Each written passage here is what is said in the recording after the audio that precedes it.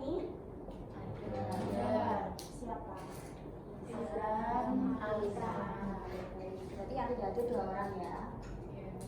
Oke. Sudah siap belajar semua? Sudah. Kok nggak semangat? Sarapan Sudah siap dulu. semua? Sudah. Oke. Sebelum kita lanjut ke materi, saya mau tanya. Kira-kira tadi sebelum kita masuk ke pembelajaran ini ada yang buka media sosial nggak? Ada. Yang buka media sosial bisa angkat tangan. Saya. Oke, hampir semua buka media sosial ya. Kira-kira apa media sosial yang kalian buka? Instagram. Kenapa kalian memilih WhatsApp?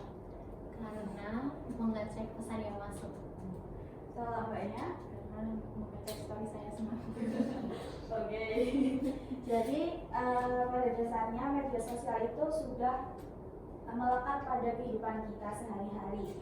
Mungkin ketika teman-teman bangun tidur, teman-teman ada yang langsung buka WA. Saya. Oke, jadi karena media sosial itu sudah melekat di kehidupan kita dan jangkauan dari media sosial itu luas, apalagi teman-teman yang membuka Instagram, TikTok, itu kan kontennya bisa berasal dari seluruh dunia teman-teman. Jadi ketika kita melakukan aktivitas di media sosial, terutama dengan jangkauan luas, kita memerlukan yang namanya etika. Oke, jadi tujuan pembelajaran kita pada hari ini adalah untuk memahami pentingnya etika bermedia sosial di dalam dunia kerja, kemudian mampu menganalisis dampak penggunaan media sosial terhadap citra diri dan profesionalitas. Sebelum kita lanjut, ketika mendengar kata etika, apa yang ada di benak kalian? Saya mau tahu jawaban dari kubu sebelah kiri. Ketika mendengar nama etika, apa yang ada di pikiran kamu? Sopan santun. Baik. Yang lain? Baik. Kemudian dari kubu sebelah sini, ketika mendengar kata etika, apa yang ada di benak kalian? Perilaku. Sikap. Oke. Benar. Jadi semua jawabannya benar. Etika itu adalah sikap, perilaku yang kita lakukan. Nah, kali ini kita akan belajar mengenai etika bermedia sosial. Jadi etika bermedia sosial itu adalah aturan, nilai, atau panduan di dalam berkomunikasi dan berinteraksi di dunia maya. Karena jangkauan di media sosial itu luas, maka kita juga harus memperhatikan etika dalam berinteraksi di dunia maya. Karena apa yang kita lakukan di dunia maya itu akan dilihat banyak orang, sehingga apapun yang kita bagikan di dunia maya itu mempengaruhi citra diri kita. Kemudian ketika melakukan aktivitas di dunia maya, kita harus memperhatikan etika-etika dalam bermedia sosial. Coba dibacakan dari yang pertama, Mbak Murti. Menggunakan bahasa yang sopan. Oke, jadi menggunakan bahasa yang sopan. Jadi ketika kita akan memberikan komentar atau berinteraksi dengan orang di media sosial, itu kita harus memilih bahasa yang akan kita gunakan itu kira-kira menyinggung orang lain atau tidak. Jadi kita harus memastikan bahasa yang kita gunakan itu sopan. Kemudian yang kedua ada menghargai pendapat orang lain. Jadi ketika kita menemukan mungkin komentar yang nggak sesuai dengan kemauan kita tidak bisa langsung menjudge pendapat itu, karena setiap orang itu memiliki perspektif yang berbeda-beda. Jadi kita harus saling menghargai. Kemudian yang ketiga, tidak menyebarkan hoax. Jadi kita harus memastikan informasi yang akan kita bagikan itu sudah terbukti kebenarannya, sehingga kita tidak menyebarkan informasi yang belum pasti. Kemudian yang selanjutnya ada tidak menghina atau merendahkan orang lain. Nah, di media sosial itu sangat rawan terhadap kalimat-kalimat yang menghina dan juga merendahkan orang lain. Jadi kita harus bisa mengontrol media sosial yang kita gunakan itu sekiranya tidak menghina dan merendahkan orang lain. Kemudian yang terakhir ada berpikir sebelum mengunggah sesuatu. Ada yang tahu berpikir sebelum mengunggah sesuatu?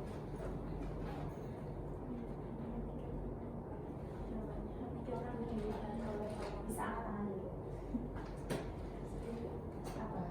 Pikirkan dampaknya saat video atau rekamannya itu dipost, dampaknya apa? Jadi berpikir sebelum membuat sesuatu itu adalah kita harus mempertimbangkan apa yang akan kita ubah itu nanti akan menimbulkan dampak untuk kita atau orang lain atau tidak. Nah, karena semua aktivitas yang kita lakukan di media sosial itu terekam dan permanen, maka ada yang namanya jejak digital. Jejak digital itu adalah aktivitas yang kita tinggalkan saat kita menggunakan media sosial. Nah, jejak digital itu bisa berupa apa saja? Postingan, betul. Kemudian komentar, likes, atau mungkin kita men-share suatu informasi. Iya, betul. Itu adalah jadi jejak digital kita di media sosial. Nah, kenapa sih jejak digital itu penting? Kita bisa tonton di video berikut ini. Lamar kerja tuh bukan cuma yang dicek CV, betul. Yang dicek juga media sosial tahu. Betul. Ya kan? Aku cuma kasih tahu aja teman-teman, 80% dari rekruter itu 80% pasti akan melakukan background verification atau verifikasi latar belakang. Dan salah satu hal yang diverifikasi itu adalah jejak digital. Nah, jadi hati-hati banget kalau misalnya teman-teman mau posting sesuatu, mengomentari sesuatu, atau mau share sesuatu. Jangan sampai itu malah berdampak ke masa depan teman-teman semua. Jadi jangan anggap enteng satu postingan dipikir kan ini itu akan keinget dan akan berbalik ke kita nanti. Betul sekali.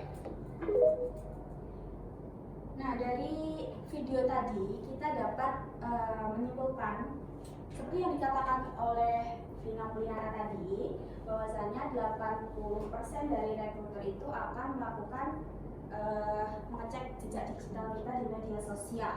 Nah, maka dari itu kita harus hati-hati dalam menggunakan media sosial. Ketika jejak digital yang kita tinggalkan itu bagus, itu akan memberikan dampak yang positif. Bisa menjadikan rekruter itu mempertimbangkan untuk menerima kalian di suatu perusahaan. Kemudian ketika jejak digital yang kita tinggalkan itu jelek atau kurang baik, maka perusahaan juga akan mempertimbangkan untuk menerima kalian atau tidak. Nah, ini seperti. Nah, kemudian dampak media sosial dalam dunia kerja itu sebenarnya banyak dampak positif yang dihasilkan dari media sosial. Yang pertama, membangun citra diri. Jadi media sosial itu bisa kita gunakan sebagai sarana untuk membranding diri kita. Jadi ketika teman-teman memiliki prestasi atau hal yang bisa membuat citra diri kalian itu bagus, maka kalian bisa memposting di media sosial kalian. Kemudian yang kedua, menunjukkan kemampuan atau prestasi. Nah, ketika teman-teman memiliki prestasi atau karya yang membanggakan, kalian bisa mempostingnya di media sosial sehingga personal branding kalian itu naik. Kemudian yang ketiga, mencari informasi pekerjaan. Nah, karena media sosial itu jangkauannya luas, maka teman-teman bisa mencari informasi pekerjaan di media sosial. Semuanya ada. Kemudian yang terakhir, untuk membangun relasi. Karena di dunia pekerjaan itu relasi penting, sehingga ketika teman-teman memiliki relasi, maka segala sesuatu akan lebih mudah dilakukan. Nah, sebaliknya ketika teman-teman menggunakan media sosial itu dengan konteks negatif, itu juga akan memberikan dampak yang fatal kepada kita ataupun orang lain. Tentunya yang utama adalah kehilangan peluang kerja. Nah, ini contohnya seperti ini. kasus mengenai Tumblr toko yang akhirnya Anita dikabarkan dipecat. Itu karena yang bersangkutan menyebarkan informasi yang kurang tepat sehingga merusak nama baik dari perusahaan tempat dia bekerja, sehingga tindak lanjut yang dilakukan oleh perusahaan adalah memecat Anita. Kemudian yang kedua, merusak reputasi suatu instansi atau perusahaan. Nah, seperti yang saya katakan tadi, perusahaan tempat Anita bekerja merasa nama baik dari perusahaannya tercoreng.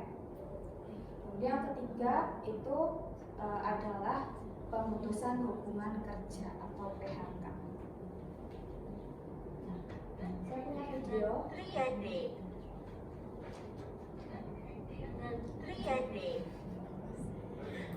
BPJS-nya.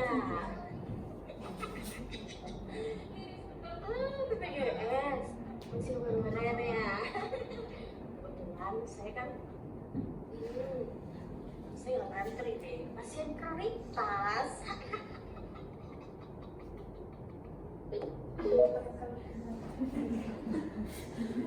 Menurut kalian, apakah ibu-ibu yang ada di video tadi sudah mencerminkan etika dalam menggunakan media sosial? Kenapa? Alasannya kenapa? Kenapa ibu yang ada di video tidak mencerminkan etika dalam bermedia sosial?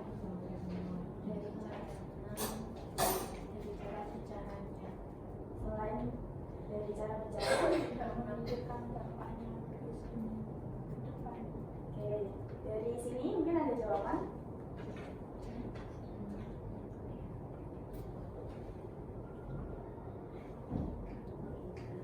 Ya, karena tadi kata-kata yang diucapkan kurang paham teman-teman. Jadi dari video tadi ibu-ibu ini membuat video yang akhirnya videonya ditonton oleh masyarakat luas, sehingga perusahaan tempat dia bekerja, tempat ibu ini bekerja, mengetahui bahwa video yang dibuat oleh ibu ini viral, kemudian mencoreng nama baik perusahaan tempat ibu bekerja. Nah, makanya kita harus berhati-hati dalam menggunakan media sosial agar tidak menimbulkan dampak negatif untuk kita ataupun untuk orang lain di masa yang akan datang. Kesimpulannya, media sosial yang kita gunakan sehari-hari ini akan meninggalkan jejak yang permanen. Jika kita tidak memperhatikan etika dalam menggunakan media sosial, maka kita akan berdampak buruk terhadap kita. Oleh karena itu, menjaga etika digital sangat penting karena rekam jejak yang kita tinggalkan itu dapat menentukan citra diri dan profesionalitas di mata perusahaan agar masa depan karir kita bisa tetap aman. Itu makanya dari materi pembelajaran kita hari ini, apa satu hal yang dapat kalian petik? Hati-hati dalam menggunakan media sosial karena kita bisa menjadi jejak digital kita ke depannya.